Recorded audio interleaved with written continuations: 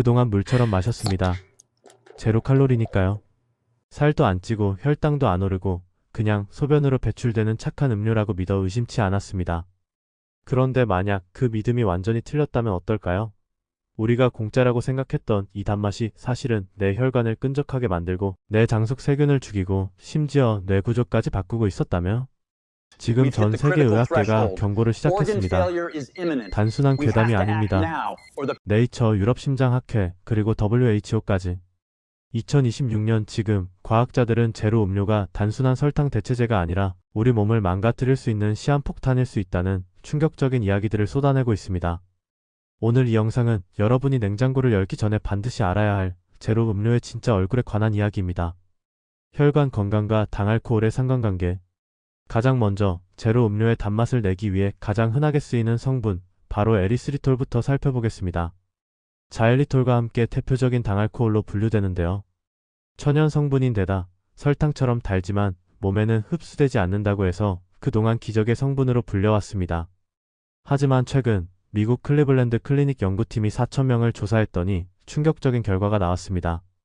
혈액 속에 이 성분이 많은 사람들은 심근경색이나 뇌졸중 같은 심혈관 질환, 쉽게 말해 혈관이 막혀서 생기는 병에 걸릴 위험이 2배나 높았습니다. 이유가 뭘까요?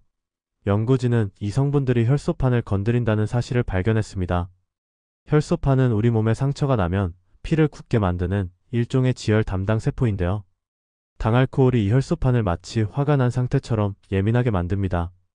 이렇게 되면 아주 작은 자극에도 혈소판끼리 엉겨붙게 되고 결국 혈관을 막는 핏덩어리, 즉 혈전이 생길 확률이 높아지는 겁니다. 에이, 가끔 마시는 건 괜찮겠지 하셨나요? 연구에 따르면 제로 음료 한 캔 정도만 마셔도 혈중 농도는 평소의 1000배까지 치솟았고 피가 끈적해질 수 있는 위험 상태가 이틀 넘게 지속됐습니다. 단 한 캔으로도 말이죠. 뇌와 장의 신호 불일치.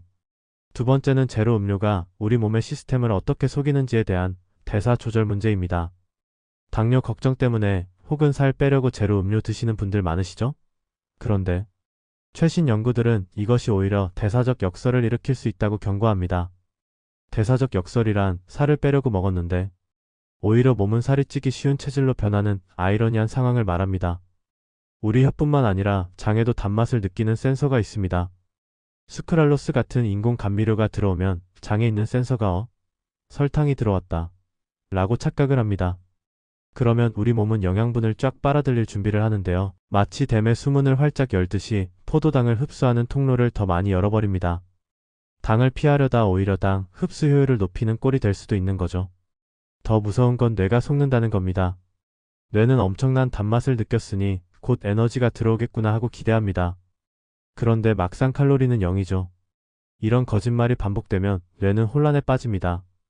결국 나중에는 진짜 음식을 먹어도 만족감을 못 느끼게 하거나 보상 심리 때문에 식욕을 폭발시켜 과식을 유도할 수 있습니다.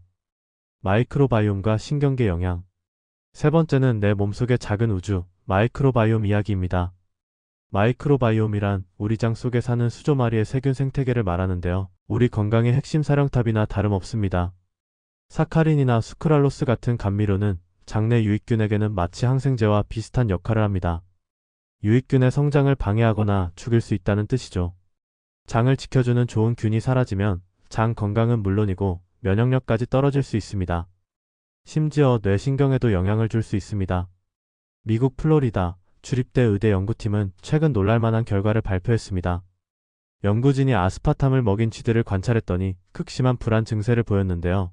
더 놀라운 건 이 쥐가 낳은 새끼 그리고 그 손자 쥐까지 불안 증세를 보였다는 겁니다. 아스파탐을 한 번도 먹지 않았는데도 말이죠. 이것을 후성 유전학적 변화라고 부르는데 쉽게 말해 유전자 자체는 그대로지만 유전자의 스위치가 켜지고 꺼지는 방식이 변해서 그 나쁜 영향이 자식에게까지 대물림될 수도 있다는 뜻입니다. 변화하는 기준과 현명한 섭취. 상황이 이렇다 보니 안전하다고만 했던 국제기구들의 말도 바뀌고 있습니다. 세계보건기구 WHO는 공식적으로 살 뺄 목적으로 감미료 먹지 말라고 권고했습니다. 장기적으로 봤을 때 체중 감량 효과는 없고 오히려 당뇨나 심장병 위험만 높일 수 있다는 판단 때문입니다. 우리나라 식약처도 이제 제로 제품에 감미료가 들었다는 사실과 열량 정보를 더 크게 표시하도록 법을 바꾸고 있습니다. 그렇다면 우린 어떻게 해야 할까요? 첫째, 제로 음료를 물이라고 생각하지 마세요. 가장 좋은 건 그냥 맹물입니다. 탄산수나 보리차로 입맛을 조금씩 바꿔보시는 게 좋습니다.